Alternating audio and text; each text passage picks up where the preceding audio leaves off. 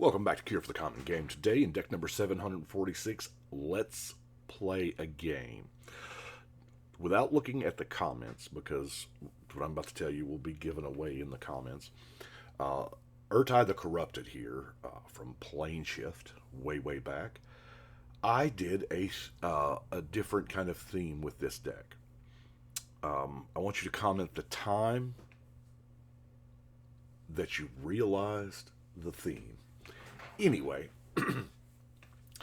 some of these old ones are generally kind of difficult to do. I was lucky enough to actually get this copy signed by Mark Tadine back in the before times. But we have white, blue, black, 3/4 wizard. You spend a blue and tap it to sacrifice a creature or enchantment to counter target spell. Now, this was Ertai after having been altered by the Phyrexians. This would make an amazing Phyrexian tribal general, since now we have a Phyrexian creature type. I'm assuming they went back and retconned everything that was labeled Phyrexian to a Phyrexian creature type. But this is when Ertai was vying for the Even Car of Wrath. Ertai wanted it, Krovax wanted it, Krovax eventually got it because he could manipulate the flow stone. Anyway, let's get to the deck. All right, so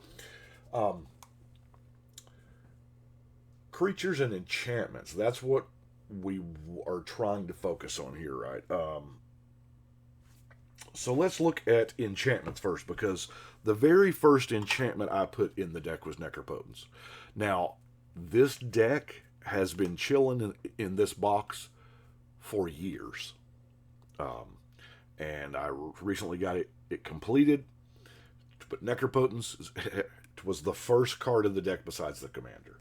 I don't have to sell y'all on the value of Necropotence. It's a great card. We didn't always realize it when it was first printed. Circle Protection Red, just because that's the damage color. I realize all of them are so-so, but I was drawn to this one because the F&M version here is the only way this art exists in foil. We have Glaciers. Now, keep in mind, some of these, the quote-unquote useless enchantments, well, if you play Glaciers and nobody has any mountains, you can sack it to our commander to counter a spell, right? So we have Second Chance. You know, if you got 5 life or less, you take an extra turn. Ooh, Ether Storm from Homelands. Now, a lot of the cards in this deck, obviously, I have, when I listed the deck on Architect, it was like the first time I'd ever listed them. But yeah, Ether Storm. Phyrexian Boon kind of works, you know. If you play it on a black creature, it's a pump. Otherwise, it's a minus. So that's really neat. Now, Psychic Possession. I know Dana Roach loves this card. He used to talk about it all the time. If you're just drawing one card a turn, there's kind of no drawback here, right? But you're always going to be able to spot that player at the table who is drawing an uncontrollable amount of cards, you know, and you can't stop them. Well, you know, can't stop them, join them. Cage of Hands is a really good card, especially in enchantment styles decks, to like Enchantress, where you get that cast trigger over and over because you can bounce it back to your hand. Telepathy. Is there not a better card to know what to counter? You know, you're the only one with secrets at that point. Torture. Curse Artifact. The Antiquities War. And then Mind Control. You know, the best removal is theft, right? We do have one non-basic land at Shelldock Isle. There are no lands that produce multiple colors. There's Shelldock Isle and 37 basics. Basics. So let's look at our creatures, shall we? Rootwater Commando. Island Walk, you know, it's a decent ability. But just a trivia tidbit for those who weren't around at the time 10th edition was made. 10th edition had two templates. They had the regular printing and then the foil printing. And what they did for the foils, it was the only time they ever did it, because it was a neat idea, was they removed all reminder text. So the normal 10th edition Root Water Commando has Island Walk, and then in parentheses, it explains what Island Walk does, the reminder text. But they figured at the time, since the people who were wanting the foils were probably not the people who needed reminder text, that they would take them off. It's kind of a neat idea. It's kind of novel, right? But the only problem was it caused them double work because they had to template the set twice. That's why they've never done it since. Nemesis of Reason is it's a pretty good card. Mill 10, okay. And 3/7, I love that just odd power and toughness. Celestial Ancient here, since we are working with the enchantment theme, you know, you cast an enchantment, you put a 1/1 counter on your team. Your team. I always forget about that. I think this just gets bigger, but no, it's everything you've got. Wall of Swords, just a big nasty flying blocker. Dreamcatcher. You know, when you play a Spirit of Arcane spell, you can sacrifice it if you do draw a card. Treacherous Werewolf. By the way, how are y'all coming with the theme? Any we're at 6:53 right now, so Grixis Illusionist. It can, you know, since we are playing with a lot of basics, what we can do is tap it, you know, if we need that third black for Necropotence or what have you, you can make that happen. Phyrexian Rager. Repentant Vampire. The old vampire abilities there, I love it.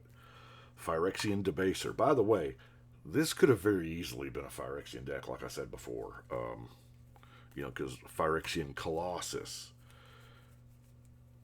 I believe Abysmal Gatekeeper is now Phyrexian, if I'm not mistaken. I don't know, probably not.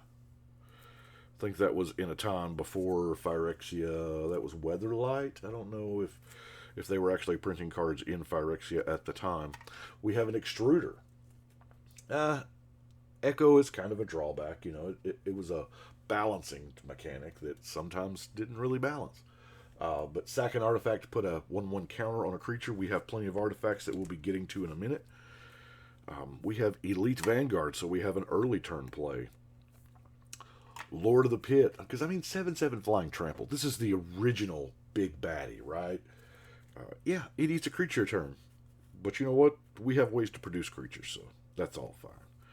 Kami of Ancient Law is our enchantment removal. Angel of Mercy. Goldraw's Spectre. Guilt Feeder. How many decks do you really get to play a Leviathan in? And I realize that you might be thinking, Brian, why do you have a Leviathan in the deck? In a 3-color deck when you're not going to have that many islands to cast it, much less to upkeep it. And I answer with, because it's Leviathan. You know what I'm saying? It's Leviathan. And it fits the theme. And we have Tetravis, Limestone Golem, Mobile Fort. I realize I'm going slower through some of these because I realize a lot of these cards are, you know, not on the top of everybody's memory, so that way you can read them. And the Priest of Yawgmoth, another thing to sacrifice your artifacts, but equal to the artifact's casting cost. That's pretty neat. So let's get to those artifacts, shall we? First off, with the Ashnod's Transmogrant, we can turn any creature into an artifact creature. We have a Minion Reflector, which is really neat because this way, when you play a creature, you can spend 2 to get a token copy that you have no problem sacrificing to Ertai's ability, right? Chimeric Idol is an artifact. Technically, it can become a artifact creature. Now, it does have the unfortunate downside of encouraging you to, not have any open mana. Ring of Gix is our cheaper Icy by one, even though you got to pay for it twice. We have Wooden Sphere, because green is, a color to be reckoned with. Felden's Cane to make sure that we can shuffle everything back up. Serpent Generator, by the way, this Serpent Generator has generated some serpents. This thing has seen some love.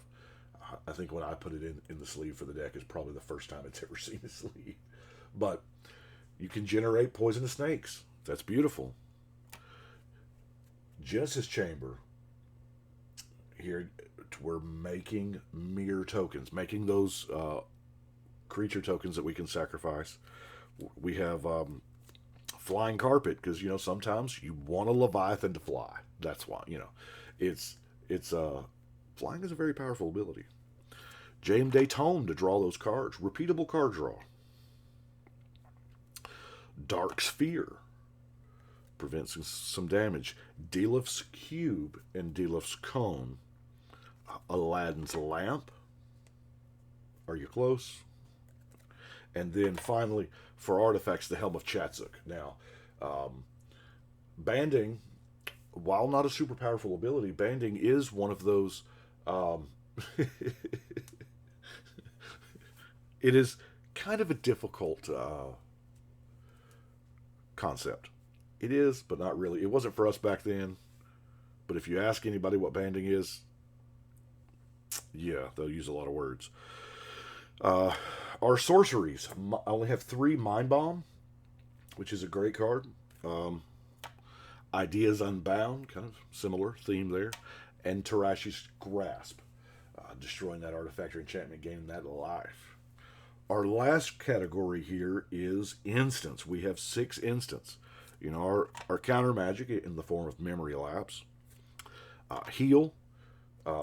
I'll be honest with you, I wouldn't even give heal a second thought if it wasn't for that draw card thing. Gallantry. Yes, it's just a blocking creature, but it's +4/+4, and it replaces itself by drawing a card, right? Dismantling Blow. If it was kicked, draw 2 cards. There's probably no reason not to kick it, right?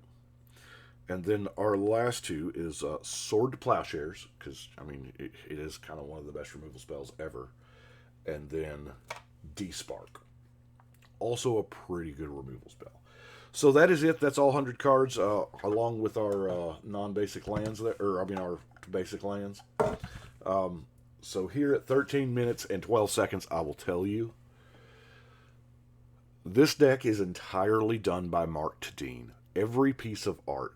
He is one of the original group of Magic artists when Richard Garfield had pitched the idea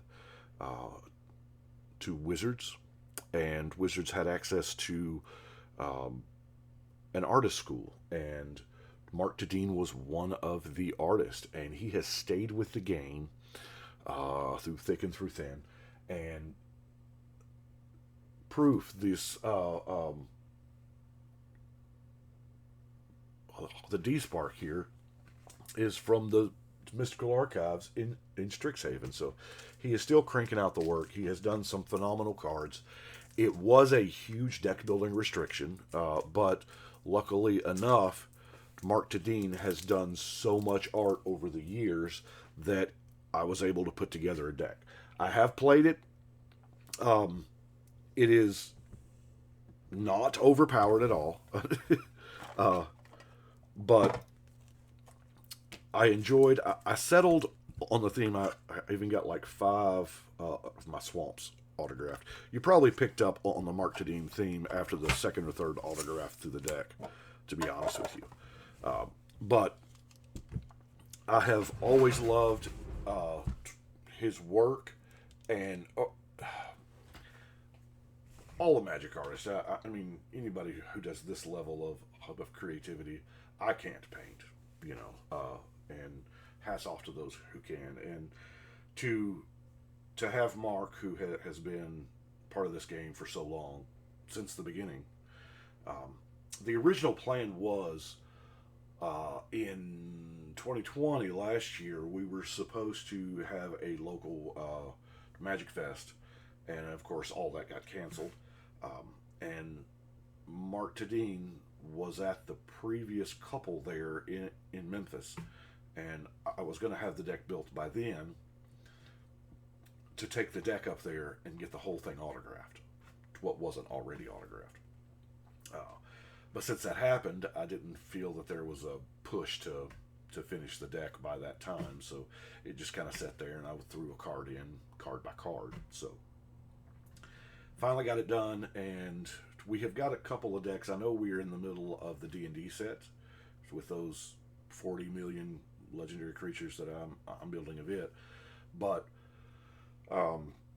had this one done, and I'm still building those, so there's going to be a couple of older ones sprinkled in here while we get to the, because I am still pretty stoked about doing a deck a day. So 746, let's go put it on the wall. And that is what we have got for today. I realize today is kind of a longer video, and I know I can't wait to see the comments, see how quick some of y'all got it. But thank y'all for watching. This has been a fun deck. But right now it is time to shuffle and cut.